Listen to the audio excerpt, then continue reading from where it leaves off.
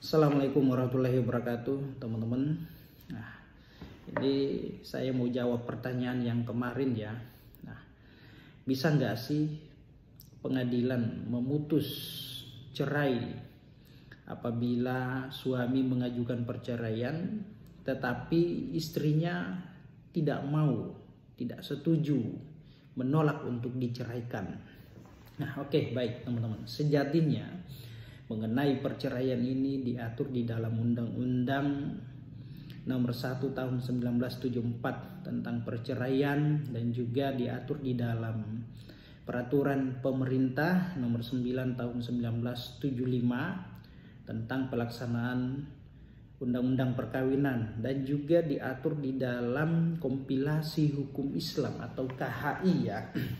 Nah, sejatinya dalam suatu hubungan perkawinan apabila sudah tidak bisa dipertahankan lagi, sudah tidak harmonis, tidak tentram, maka salah satu pihak dapat mengajukan gugatan perceraian ke pengadilan. Nah, mengenai pertanyaan tadi, suami ingin ajukan perceraian ke pengadilan terhadap istrinya, tapi istrinya menolak. Apa bisa diputus cerai oleh pengadilan? Tentu jawabannya bisa ya, selama sang suami dapat membuktikan dalil-dalil gugatannya, karena ada alasan-alasan yang memang harus disampaikan dan sangat beralasan sehingga suami mau mengajukan gugatan perceraian tersebut. Nah, kalau di dalam undang-undang perkawinan itu ada 6 alasan-alasan yang sah yang diatur. Ditambah lagi di kompilasi hukum Islam ada dua alasan ya. Nah itu, apabila salah satu pihak sudah tidak menghendaki lagi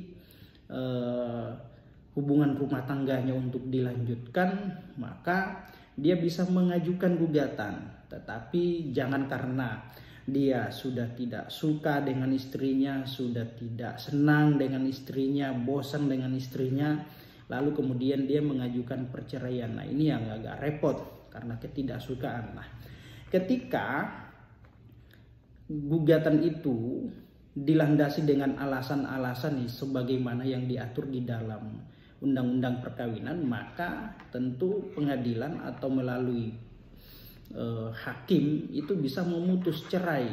Nah, itu meskipun istrinya tidak mau. Nah, misalkan contoh ya, suami mengajukan perceraian ke pengadilan itu dengan alasan istrinya suka selingkuh, mabuk-mabukan. Nah, maka bisa hakim akan memutus cerai permohonan yang diajukan oleh suami karena mengenai seseorang yang suka mabuk-mabuk, terus kemudian suka selingkuh, zina, dan lain-lain ya, itu salah satu alasan yang sah yang diatur di dalam Undang-Undang Perkawinan.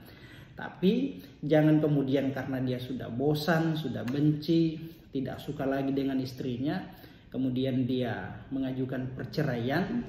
Nah, ini kemungkinan ya ditolak karena alasannya sangat tidak berdasar. Dia karena tidak suka, dia karena sudah benci, sudah bosan. Nah, itu bukan alasan yang ada di dalam Undang-Undang Perkawinan, teman-teman ya.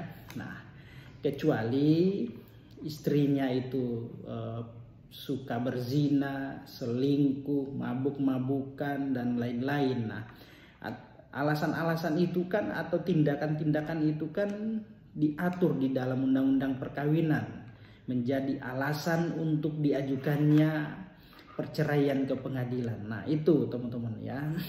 Jadi suami harus bisa membuktikan dalil gugatannya bahwasanya istrinya memang betul istrinya itu pezina, suka mabuk-mabukan, suka selingkuh, dan lain-lain. Nah, maka ya hakim tentu bisa menerima permohonan cerai gugat sang suami, teman-teman. Nah, itu ya kira-kira ya.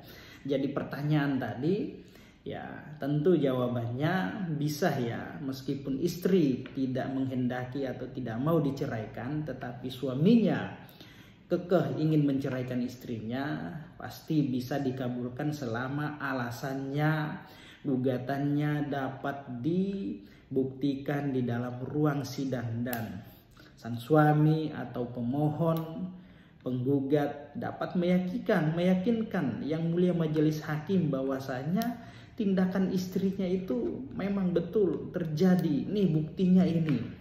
Nah, metode atau cara pembuktiannya seperti apa? Ada dua, bukti surat dengan saksi. Nah, itu ya. Nah, bukti surat misalkan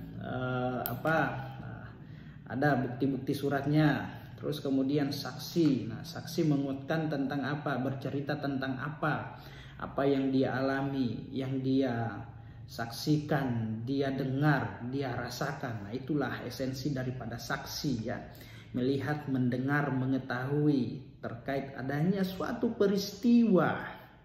Nah, itu ya teman-teman. Nah, ingat, perlu juga diketahui ya bahwa dalam hal seseorang memberikan keterangannya atau menjadi saksi di muka persidangan dalam perkara perceraian itu biasanya yang diambil adalah orang-orang terdekat, bahkan bisa berasal dari keluarga, saudara kandung, ibu kandung, ya tetangga-tetangganya. Nah, itu bisa karena orang-orang inilah atau mereka-mereka inilah ya yang lebih paham, yang mengetahui tentang peristiwa rumah tangga keluarganya, karena tidak mungkin orang lain mengetahui perkara-perkara seperti perkara keluarga, perkara rumah tangga, nggak mungkin orang lain. Nah, yang pasti mengetahui itu ya orang-orang terdekat seperti ibu kandung, saudara kandung, adik kandung. Nah, lain halnya kalau di dalam